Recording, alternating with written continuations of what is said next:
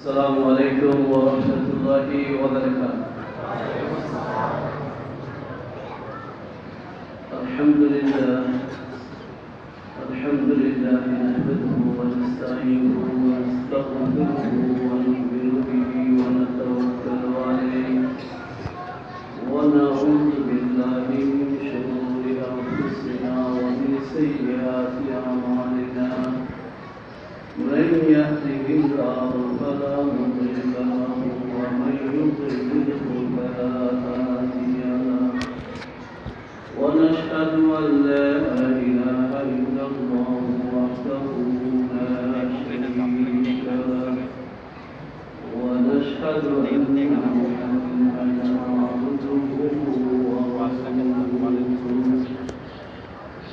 أرسله الله تعالى إلى كافة الناس بشيرا ونذيرا وداعيا إلى الله بإذنه وسراجا منيرا. اللهم صل على محمد وعلى آل محمد كلما ذكره الذاكرون وكلما غفل عن ذكره الغافلون. أما بعد فأعوذ بالله من الشيطان الرجيم. بسم الله الرحمن الرحيم. قل هو الله أحد الله الصمد لم يلد ولم يولد ولم يكن له كفوا أحد. وقال رسول الله صلى الله عليه وسلم القرآن شافع مشفع وماحل مصدق من جعله أمامه قاده إلى الجنة ومن جعله خلف ظهره ساقطه إلى النار. صدق الله العظيم وصدق رسوله النبي الكريم ونحن على ذلك لمن الشاهدين والشاكرين والحمد لله رب العالمين. قابل احترام علماء الكرام মুসল্লি আলাইহিস তালেবে ইলম দিনদার ভাইরা পর্দানশীল মা বোনেরা, আজকে মাদ্রাসায়ে জিন্নুরাইনের পক্ষ থেকে হেফজ সমাপনী ছাত্রদের দস্তারে ফজিলত প্রদান উপলক্ষে ওয়াজ মাহফিলের বহু উলামায়ে কেরামরা আসছেন, ওনারা বয়ান করবেন। বিশেষভাবে এই মাদ্রাসার মুরব্বী আমাদের আল-জামিয়াতুল ইসলামিয়া মানসুরুল কবির মুহাদ্দিস অত্যন্ত বিনয়ী এবং দিনদার পরস্কার আলেমে দ্বীন কারি আবু হাফেজ হযরত মাওলানা আলী সাহেব আরো বেশ কিছু উলামায়ে কেরামরা আসছেন, ওনাদের কাছ থেকে আপনারা ওয়াজ নসিহত শুনবেন। সামান্য কথা বলিয়ে আমি শেষ করতেছি। ছোট্ট একটা সূরা সূরা ইখলাস তেলাওয়াত করেছি। মুফাসসিরিন কেরাম বর্ণনা করেছেন আল্লাহর হাবিবের কাছে কাফেরদের একটা দল আসছে, আসিয়ে বলতে ইয়া রাসূলুল্লাহ সাল্লাল্লাহু আলাইহি ওয়াসাল্লাম, আপনি যে আল্লাহর দিকে আমাদেরকে আহ্বান করতেছেন, আল্লাহর কিছু গুণাবলী, আল্লাহর কিছু বংশের পরিচয় আমাদেরকে দেন। তখন নবীজি সাল্লাল্লাহু আলাইহি ওয়াসাল্লাম চিন্তা করতেছিলেন কি উত্তর তাদেরকে দিবেন। তখনই আল্লাহ রাব্বুল আলামিন সাইয়্যিদুল মালায়েকা হযরত জিবরাইল আলাইহিস সালাম মতলবে সূরা ইখলাসটা নাযিল করেন। এই সূরা ইখলাসের মধ্যে আল্লাহ রাব্বুল আলামিন খুব সংক্ষেপে আল্লাহর সিফাত আল্লাহ তাআলা বয়ান করছেন। এই সূরা ইখলাসকে একবার পড়ার কারণে সমস্ত কোরআন অর্থাৎ 10 পারা কোরআন শরীফ কোরআন যে সওয়াব অদ্ভুত সওয়াব আল্লাহ তাআলা দান করেন। আল্লাহর হাবিব একদিন সাহাবায়ে কেরাম ঘোষণা করলেন যে আমার সাহাবায়ে কেরাম মসজিদের সবাইকে সমবেত হইতে বলো, আমি আজকে সমস্ত কোরআন শুনাবো। 3 ভাগের 1 ভাগ কোরআনকে সুনুস বলা হয়। রাসূল সাল্লাল্লাহু আলাইহি ওয়াসাল্লাম দাঁড়িয়ে সূরা ইখলাসটা পড়িয়ে ঘরে চলে গেছেন। সাহাবায়ে কেরাম অপেক্ষা বসে রয়েছিলেন যে আজকে আমাদের সুনুস কোরআন শোনাবেন। সাহাবায়ে কেরাম বসে রয়েছে, এগুলো কিছুক্ষণ পরে দেখে সব বসে রয়েছে। কে তোমরা যাও নাই? বললেন আপনি না আমাদেরকে আজকে সুনুস কোরআন শোনাবেন? হুজুর বললেন আমি তো সুনুস কোরআন শুনাই দিয়েছি, সূরা ইখলাস এটাই সুনুস কোরআন।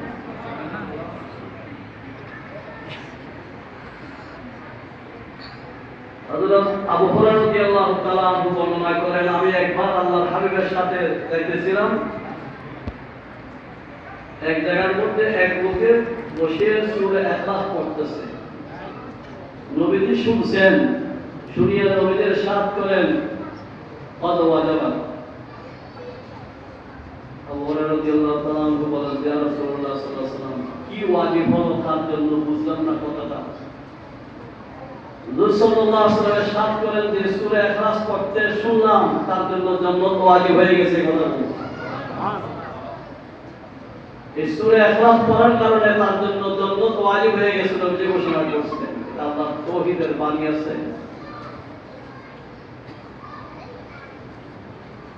রাসূল পাক সাল্লাল্লাহু আলাইহি ওয়াসাল্লাম একবার সাহাবায়ে কেরামকে বলেন যে তোমরা কি প্রতি রাতে সূরা কোরআন পড়তে পারবা? হয়তো 3 ভাগের 1 ভাগ কোরআন শরীফ 10 পারা প্রতি রাতে কেমন পড়তে সম্ভব? হুজুর বলেন যে সূরা ইখলাসটা পড়তে পারবো না, বলে দিতে পারবো। তো এটা পারলে সূরা কোরআন সওয়াব পেয়ে যাবে। সুবহানাল্লাহ। আপনারা পড়তে পারবেন ইনশাআল্লাহ। এবং আল্লাহ তাআলা ইরশাদ করেছেন সূরা ইখলাস যদি কেউ 10 বার তেলাওয়াত করে জান্নাতের মধ্যে একটা ঘর তার জন্য তৈরি হবে। সুবহানাল্লাহ। হযরত ওমর ফারুক রাদিয়াল্লাহু তাআলা আনহু বলেন, ইয়া রাসূলুল্লাহ 10 বার পড়লে একটা ঘর হয়, ওটা আরো যদি বেশি করতে পারি, যত বেশি পড়বা তত বেশি জান্নাতের গতি আল্লাহ বলেন। এবং বিশেষভাবে প্রত্যেক ফরজ নামাজের পরে 10 বার পড়িয়ে সূরা ইখলাস যে পাঠ করবে, তেলাওয়াত করবে, কিয়ামত দিবসে তাকে জান্নাতের সব দরজা দিয়ে আহ্বান করা হবে জান্নাতে প্রবেশ করার। এবং রাসূল সাল্লাল্লাহু আলাইহি ওয়াসাল্লাম ইরশাদ করেছেন, ঘুমানোর সময় আপনি বিছানার মধ্যে গেছেন সুন্নত তরিকায়, ডান হাতটা ডান দিকে শুয়ে মাথার নিচে রাখিয়ে যদি 100 বার করে সূরা ইখলাস পড়ার আদত অভ্যাস বানাই নিতে পারেন, আল্লাহ তাআলা ইরশাদ করেন কিয়ামত দিবসে আল্লাহ নিজে ডাক দিয়ে বলবেন, ইয়া আব্দি উদখুলিল জান্নাতা বিয়ামিনিক, এ আমার বান্দা ডান দিকে তুমি জান্নাতে প্রবেশ করো। ছোট্ট সূরা মাত্র 4 আয়াত বিশিষ্ট 100 বার করে প্রতি রাতে কি পড়তে পারবেন? কষ্ট হবে? কে পারবেন? একটু হাত ধরে দেখান তো ইনশাআল্লাহ। আল্লাহ যেন আমাদের সকলকে আমল করার তৌফিক দান করেন। আমিন। রাসূল পাক সাল্লাল্লাহু আলাইহি ওয়াসাল্লাম একবার সাহাবায়ে কেরামের একটা জামাত এক সফরে বানাইছেন। তাদের একজন আমির বানিয়ে দিয়েছেন, যিনি আমির এখন স্বাভাবিক তিনি নামাজ পড়ান, ইমামতি করেন। তো তিনি ইমামতি করছেন পুরো সফরের মধ্যে 10-15 দিন। কিন্তু প্রত্যেকটা জেহেরি নামাজের মধ্যে দেখা যায় সূরা ফাতিহার পরে সূরা ইখলাস পরে তারপর আরেকটা সূরা পড়ে। এবং সবার অন্তরের মধ্যে একটা প্রশ্ন লাগছে, আমরা কোনো ইমামের কাছে এই ধরনের দেখি না, নবীদের কাছেও দেখি না, উনি এই ধরনের করলো কেন? কিন্তু প্রশ্ন কেউ করেন না, আমিরের কাছে প্রশ্ন করো ঠিক না। বলতো মসজিদে শরীফ যাওয়ার পরে নবীদের কাছে কথাটা বলবো, আমরা জানাবো। মসজিদে শরীফ যাওয়ার পরে নবীজিকে জানাইছে, আমাদের আমির বলে দিয়েছেন, আমিরের নামাজ পড়ানোর সময় এই সিস্টেমে আমাদের নামাজটা পড়ে। তারা জিজ্ঞেস করছেন কেন বলেছে, এই জন্য যাও, তারা জিজ্ঞেস করে আসে।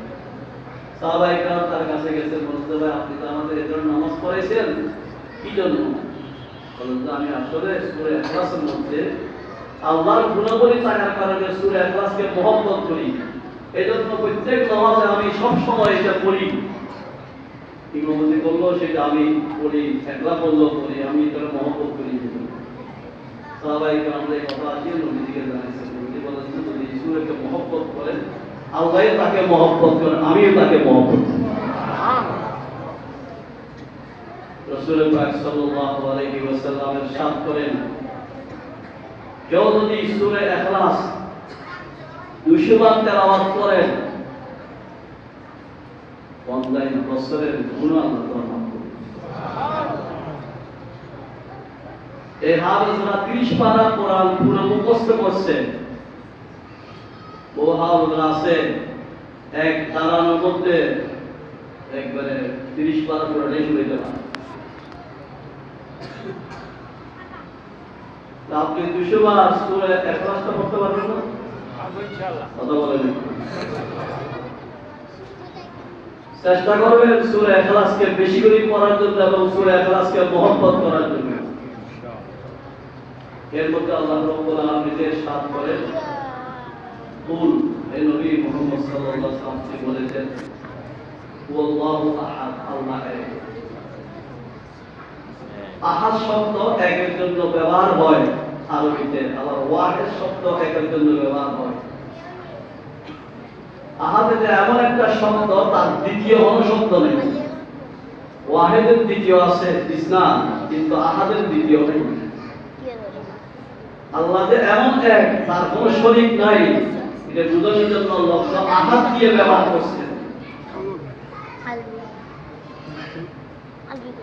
আল্লাহু আহাদ বলে সবাই, সবাই বলেন আল্লাহু আহাদ, আল্লাহু আহাদ। আল্লাহ এক, এই জিনিসটা তার অন্তরে নিয়ে মৃত্যুবরণ করতে পারবে, তাকে আল্লাহ তাআলা জান্নাত দান করবে। এটাকে তাওহীদ বলা হয়, আল্লাহর ওয়াহদাত বলা হয়। আল্লাহ এক, আল্লাহর কেউ শরীক নেই। এই কথাটা একই বিশ্বাস আমাদের যদি আমরা করিয়ে এই দুনিয়াতে যাইতে পারি, আমাদেরকে আল্লাহ জান্নাত দান করবে। আল্লাহ হাবিবের সাথ করেছেন মুসলিম শরীফের রওয়ায়াত, قال رسول الله صلى الله عليه وسلم من مات وهو يعلم أنه لا إله إلا الله دخل الجنة। আল্লাহ ছাড়া কোনো মাবুদ নাই, ইলাহ মাত্র এক আল্লাহ। একই বিশ্বাস করে যে মৃত্যু বরণ করবে, তাকে আল্লাহ জান্নাত দান করবে।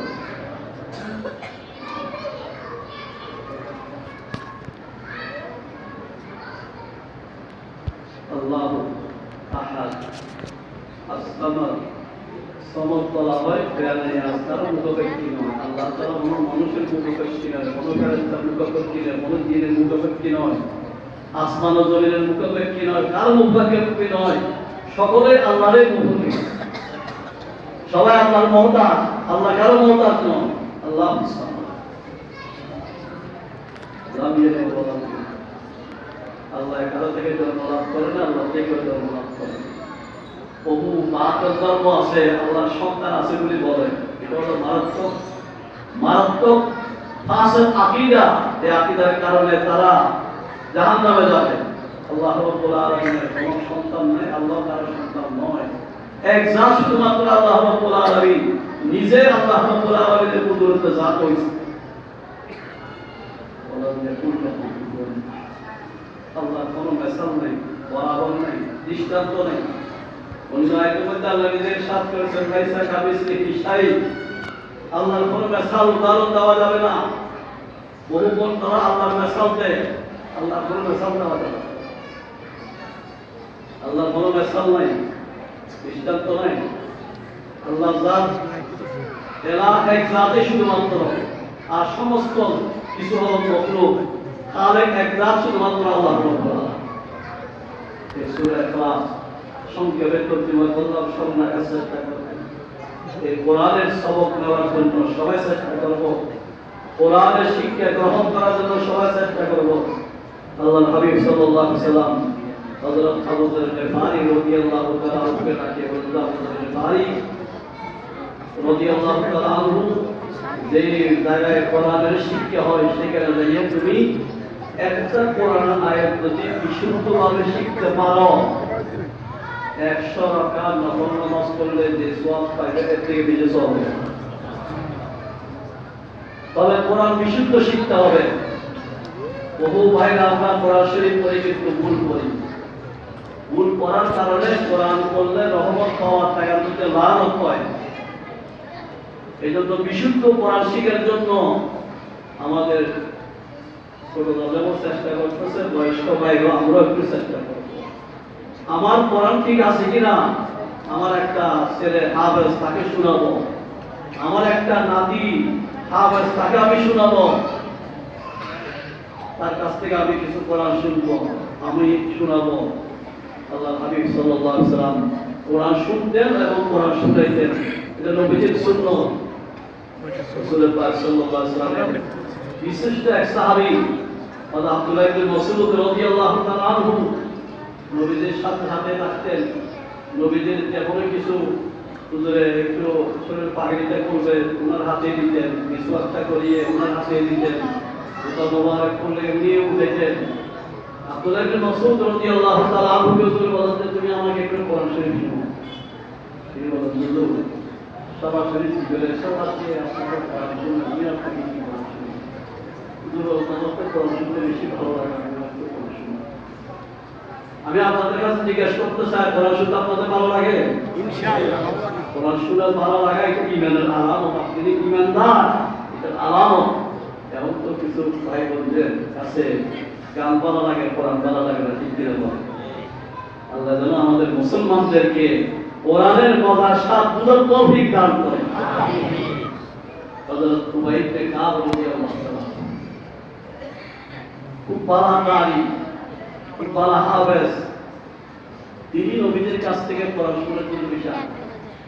কিন্তু এত বড় ব্যক্তি, এত বড় নবী, নবীউল আম্বিয়া, ওনাকে কেমনে বলছিল ওনার আবেগ দেখিয়ে সরাসরি আল্লাহ তাআলা জিবরাইল ইসলামকে পাঠাইছে, বলে তুই উবাইদের কাবকে আপনি কোরআন শরীফ শুনুন। তারা বলছে রাসূল সাল্লাল্লাহু আলাইহি ওয়াসাল্লাম, এবং কোন সূরা শোনাবে? আমার মতো সূরা ইখলাস ছোট সূরা শুনলে হবে না। সূরাটার নাম আল্লাহ তাআলা বলেছেন, সূরা ইয়াসিন তুমি না দিলেন।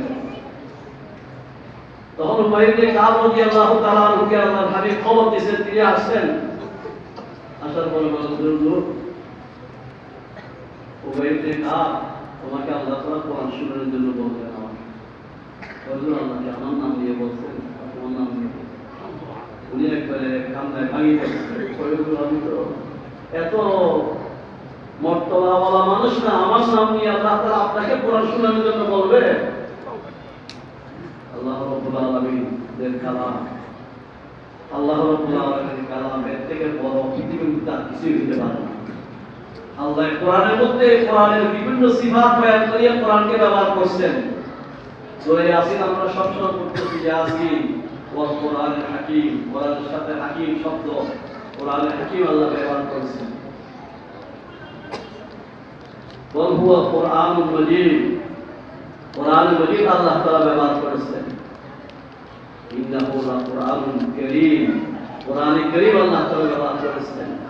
কোরআনের বড় সম্মান আল্লাহ তাআলা এই রমজানুল মুবারকে সবে কদর আল্লাহ তাআলা কোরআন নাযিল করেছেন। সবচেয়ে বেশি দামি মাস, সবচেয়ে বেশি দামি সময় সবে কদর আল্লাহ তাআলা কোরআন নাযিল করেছেন। সবচেয়ে বেশি দামি নবী, সর্বশ্রেষ্ঠ নবী, সর্বশেষ নবী মুহাম্মদ রাসূলুল্লাহ সাল্লাল্লাহু আলাইহি ওয়াসাল্লাম কোরআন নাযিল করেছেন। সবচেয়ে দামি উম্মত এই উম্মত মুহাম্মদিয়া সাল্লাল্লাহু আলাইহি ওয়াসাল্লামের জন্য কোরআন আল্লাহ তাআলা দান করেছেন। কোরআন যে পড়ে খুব ধারা করিয়ে মনোযোগ সহকারে যদি তাকায় থাকে, তারপরে আল্লাহ রহমত নাযিল করে। আল্লাহ তাআলা সাত করছেন, তিনটা জিনিস আল্লাহ এমন দান করছে মানুষের জন্য, সব তাদের যদি নিয়ে একটু তাকায় থাকে তাও আল্লাহ রহমত পাইবেন। এক নম্বর হলো বাইতুল্লাহ। আপনি যখন ওয়াজুদ নাও পারেন, বাইতুল্লাহ থেকে শ্রদ্ধা ভক্তির নজরে যদি তাকান আল্লাহ রহমত দান করবেন। দ্বিতীয় হলো পিতামাতার চেহারা, যাদের পিতামাতা আছে বহুত বড় সম্পদ আছে, পিতামাতার চেহারার দিকে তাকায় করে আল্লাহ রহমত নাযিল করবেন। দ্বিতীয় হলো কোরআন যদি ভক্তি শ্রদ্ধা নিয়ে যদি কোরআনের দিকে তাকায় আল্লাহ রহমত নাযিল করবেন। আর বললে কত হবে আল্লাহ নিজেই সাথ করেছেন। قال النبي صلى الله عليه وسلم من قرأ القرآن فاستظهره فأحل حلاله وحرم حرامه أدخله الله الجنة وشفعه في عشرة من أهل بيته كلهم قد وجبت له النار الله يشهد যে কোরআনকে খুব শ্রদ্ধা ভক্তি দিয়ে পড়লো, কোরআনকে মুখস্থ করলো, কোরআনের হালাল হারাম মানিয়ে চললো, তাকে আল্লাহ তাআলা জান্নাতে প্রবেশ করাবেন এবং তার সুপারিশে পরিবারের এমন 10 জনকে আল্লাহ তাআলা জান্নাত দান করবেন, তাদের জন্য জাহান্নাম লাগবে। এমন 10 জন ব্যক্তিকে তার সুপারিশে জান্নাতে নেওয়ার অধিকার আল্লাহ তাকে দান করবেন। এজন্য সন্তানাদিকে হাফেজ বানানোর জন্য চেষ্টা করবেন। পারবেন না ইনশাআল্লাহ? পারবেন না ইনশাআল্লাহ? মন থেকে বলতেছেন নাকি আমিও বলতেছেন? আল্লাহ যেন সবার সন্তানকে হাফেজ হওয়ার তৌফিক দান করেন। তালাবি ভাই আমি একটু বড় করে বলবো, রাসূল সাল্লাল্লাহু আলাইহি ওয়াসাল্লামের কাছে সবচেয়ে বেশি সম্মানের ব্যক্তি যারা কোরআন পড়ে তারা। আল্লাহ রাব্বুল আলামিনের কাছে সবচেয়ে বেশি সম্মানের ব্যক্তি যারা কোরআন পড়ে তারা।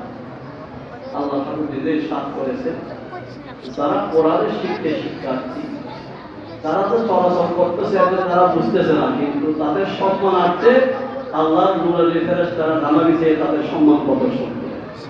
পৃথিবীতে এমন কোনো শিক্ষা দেখাতে পারবেন না যে শিক্ষার কারণে এই ফেরেশতাদের সম্মান প্রদর্শন করার ব্যবস্থা, কিন্তু আল্লাহ তাআলা সাথ করেছেন এই শিক্ষাটা এমন শিক্ষা যে শিক্ষার কারণে আল্লাহর নূরের ফেরেশতার মধ্যে তাদেরকে সম্মান প্রদর্শন করে এবং এই শিক্ষার কারণে মানুষ আদর্শবান মানুষ হয়।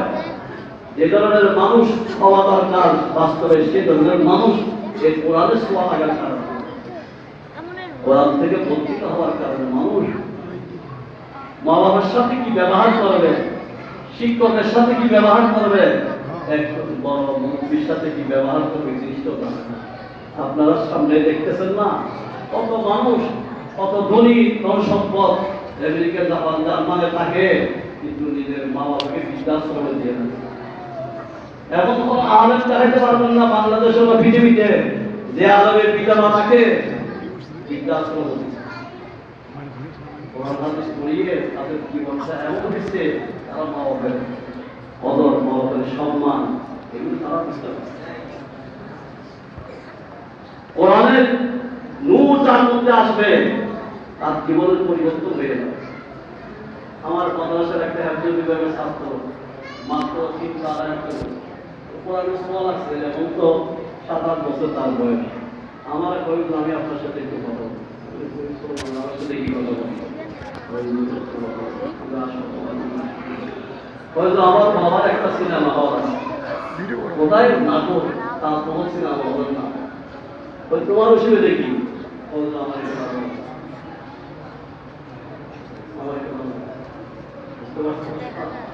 কোরআনের কোনো অর্থ বুঝে নাই, আলেম হয় নাই, মাত্র 3 বার হেফজ করছে সে, তার এই কথা এই জিনিসটা ভালো লাগছে। আমি বলছি আমি কি করবো, হয়তো যদি আমার আব্বাকে বুঝান আমার আব্বা সাথে বসা এটা বাদ দিতে পারে। ঠিক আছে, আমি তার বাবা আসার পরে নিয়ে আসছে, আমাদের বুঝিয়ে তার ওয়াদা করেছি এটা বাদ দিয়ে উনি ব্যবস্থা। বহু মানুষ বুঝে না এই কোরআনের ছোঁয়া লাগলে তার জীবনের পরিবর্তন হয়। এক সাহাবীকে একজন জিজ্ঞেস করেন, উনি খুব বয়স্ক সাহাবী, ভাই আল্লাহ রাসূল সাল্লাল্লাহু আলাইহি ওয়াসাল্লাম বড় না আপনি বড়? ওই সাহাবী বললেন আল্লাহ রাসূল সাল্লাল্লাহু আলাইহি ওয়াসাল্লাম বড়, আমার বয়স একটু বেশি।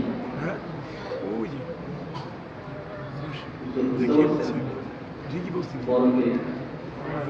কথা বলেন, বড় কে? রাসূল সাল্লাল্লাহু আলাইহি ওয়াসাল্লাম বড়, বয়স কিন্তু আমার বেশি। আপনার একজন নাতি হাফেজ কোরআন, সে বড় না আপনি বড়? আমার উত্তর বুঝে থাকলে বলেন, নাতি বড়। আপনার বয়স বেশি কে বলছেন? তার কারণ হাফেজ কোরআন বানাইছে, বহুত বড় সম্পদ দান করছে। এই মাদ্রাসায় জিন্নুরাই সাইয়্যিদুনা হযরত ওসমান রাদিয়াল্লাহু তাআলা আনহু বহু বড় সাহাবায়ে কেরামের তার মধ্যে ওনার একটা উপাধি হলো জিন্নুরাই রাদিয়াল্লাহু তাআলা। উনি সবসময় কোরআন তেলাওয়াত করতে পারতেন, রাত দিন সবসময় কোরআন তেলাওয়াত করতেন। এমনকি যখন দুশমনরা ওনাকে দুশমনি করিয়ে ছুরির আঘাত করে হত্যা করে, তখন উনি কোরআন তেলাওয়াত করতেন। কিতাবের মধ্যে আসছে যে এই ব্যবস্থার মধ্যে শাহাদাত বরণ করে, সে অবস্থাটা, সে জায়গাটা তার জন্য কিয়ামত দিবসে সাক্ষী হবে। হযরত সাইয়্যিদুনা ওসমান রাদিয়াল্লাহু তাআলা আনহুর জন্য শাহাদাতের সাক্ষী হবে কোরআনের মধ্যে। তখন কোরআন শরীফ ছিল বড়। ওরা রক্তনা করছে এই আয়াতের উপরে, ফাসায়াতিকাহুমুল্লাহু ওয়া হুয়াস সামিউল আলিম। এই আয়াতের মধ্যে ওরা রক্ত করছে। এই কোরআন যদি কোরআনের জন্য সাক্ষী হবে। আমি যে হাদিস পড়েছি রাসূল সাল্লাল্লাহু আলাইহি ওয়াসাল্লাম করেন, যে মানুষ কোরআনকে সম্মান করে, কোরআনকে বুকে লাগায়, কোরআন মতে জীবন যাপন করে, সেই কিয়ামত দিবসে কোরআনের সুপারিশ করে তাদের জন্য দিয়ে। আর কোরআনের সাথে তারা দুর্ব্যবহার করে, কিয়ামত দিবসে কোরআনও তাদের জন্য সুপারিশ করতে করবে। কোরআনের সুপারিশ পাইয়ে জান্নাতে যাওয়ার জন্য কোরআনকে মায়া করব, মহব্বত করব, কোরআনের জিন্দেগি যাপন করব, কে কে রাজি আছেন বলেন ইনশাআল্লাহ। আল্লাহ যেন আমাদের সকলকে কোরআন মহব্বত করার তৌফিক দান করেন, কোরআনের জিন্দেগি আমাদের সকলকে নসিব করেন। আমাদের ঘরে কোরআনের বাতি জ্বলে, আমাদের ছেলে সন্তানদের কোরআন বলা হয়। এই হাফেজরা 13 জন হাফেজ কোরআন, একবার দুইবার বলবে ব্যর্থ হবে। আপনি একটা সূরা দেখেন, একটা ছোট সূরা, এটা আপনি 100 বার পড়লে আবার মুখস্থ করবেন। এর আগে 30 পারা কোরআন মুখস্থ করছে, কত কষ্ট মেহনত করছে। একটা আয়াত যদি আল্লাহ কবুল করে, ইনশাআল্লাহ আমাদের কবুল করতে পারেন আল্লাহ রাব্বুল আলামিন। এজন্য হাফেজের জন্য দোয়া করব। মাদ্রাসার উস্তাদ, মাদ্রাসার মুরব্বিরা যারা আছেন, মাদ্রাসার সাহায্য সহযোগিতাকারী, তাদের অবদানে এই ছাত্ররা আলোচনা, তাদের জন্য আমরা দোয়া করব। আল্লাহ রাব্বুল আলামিন যেন এই হাফেজদেরকে ভালো আলেম হওয়ার তৌফিক দান করেন। মাদ্রাসার পরিচালক, শিক্ষক, মাদ্রাসার শিক্ষকরা তারা কবুল ও মঞ্জুর করেন। ওয়া আখিরু দাওয়ানা আলহামদুলিল্লাহি রাব্বিল আলামিন ওয়া সাল্লাল্লাহু তাআলা আলা খায়রি খালকিহি মুহাম্মাদিন ওয়া আলা আলিহি ওয়া আসহাবিহি আজমাইন।